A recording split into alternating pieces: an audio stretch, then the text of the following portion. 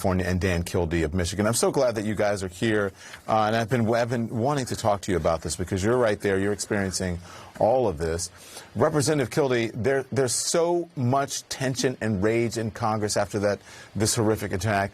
You say you're now having a hard time working with colleagues who voted to overturn this election even after the mob's behavior. What is that like?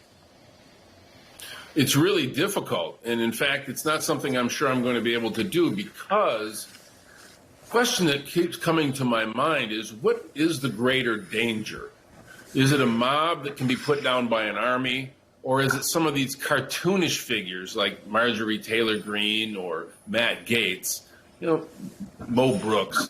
These are cartoonish figures.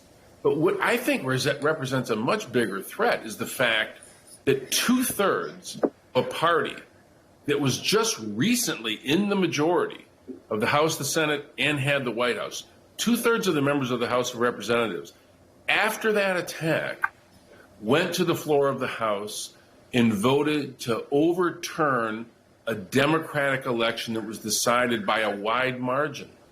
So when we talk about these threats, and it is important, and I'm glad you are focusing on some of the outrageous behavior of some of these individuals, because Kevin McCarthy seems to at least tacitly endorse it. But the bigger threat that we face is that this party, the Republican Party, has lost its mind. And they were over, if they had their way, if Kevin McCarthy had had his way, if the majority had had their way, Joe Biden would not have been sworn in as president despite winning the election. They would have placed Donald Trump back into the White House, and they can't escape responsibility for taking such an undemocratic position. That's why I can't look at these people who voted that way in the eye with any kind of respect. Representative Lee, it's good to see you again.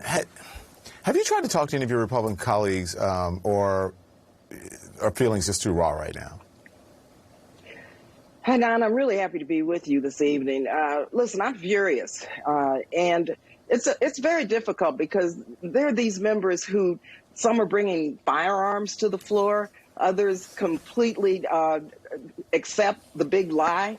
I serve on the Appropriations Committee, Don, and I chair a subcommittee that funds all of our international efforts. And 14 members out of the Appropriations Committee, 14 out of 26, voted to reject the certification of Joe Biden as president. They accepted the big lie. And so they, in my respect, are co-conspirators with what happened on January 6th. They proved it by their vote, as Congressman Kildee mentioned. And so we've got to figure out how to do this, because it's dangerous, first of all. Of course, you saw they did not wear masks, many of them, when we were in lockdown. You see what they have done since then. And so Donald Trump is the leader of this gang. And this was an attempted coup on January 6th. And the Republicans, many of them, in fact, most of them, quite frankly, need to be held responsible. And believe you me, there's no reconciliation without truth. What do you think, Congressman Kildee, what if this had been, let's just say, that the people in that crowd would have been black or Muslim? What do you think Republicans would be doing now? Well, first of all, if the crowd had been black or Muslim, it would have been a disaster even greater than it was, because we know what the instinct would have been for people in law enforcement, that would have been to open fire. But what they would have said, of course, is to decry this as some sort of what it was. I mean, they would have called it what it was, an insurrection. Of course, it hasn't happened. Even in the moments where we've had violence over the summer, it was violence being perpetrated by the United States military against peaceful protesters. But, one of the things that I think it's important to point out is that this idea that Republicans are responding to their base, first of all, I kind of get that argument. It's pretty cynical. But it misses, I think, an important point. Public opinion is not just some sort of chemically, naturally occurring phenomenon. It is shaped by leaders.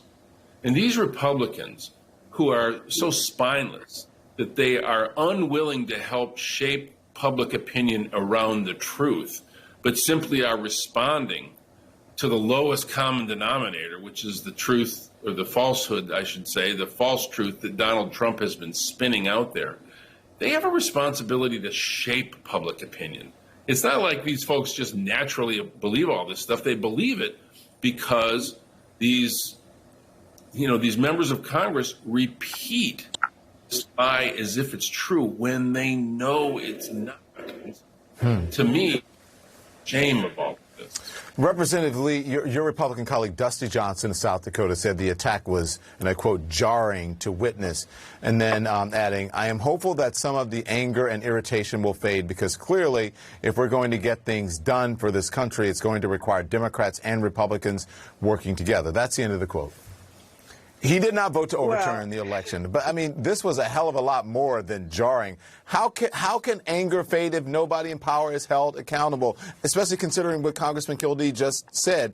They are actually putting the lies out there and somehow seem shocked now that their constituents are actually believing the lies. Go on.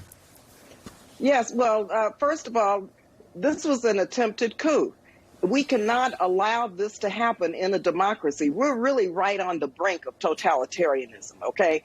And these Republicans can't just say one day too bad it happened, but we've got to move on. Again, we have to have this day of reckoning. We have to make sure the truth is told, and then maybe we can work together to move forward. But I have to tell you, Donald Trump came to the White House on a white supremacist agenda. If you look at the history of what he has said, what he has promoted, his vile language, his inciting violence, how he responded to Charlottesville, what he has said about people of color, and then what has fueled these white supremacist groups, which now have an entree into the House of Representatives and the Senate.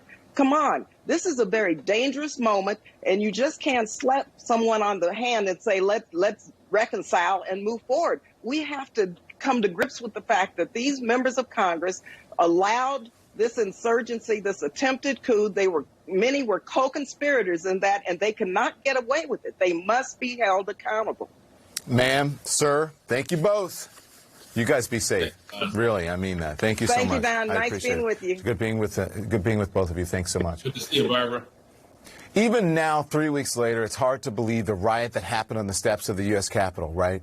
But we have more indisputable evidence tonight of just how brutal that insurrection was. Devastating video from the body cam worn by a Metro D.C. police officer. You don't want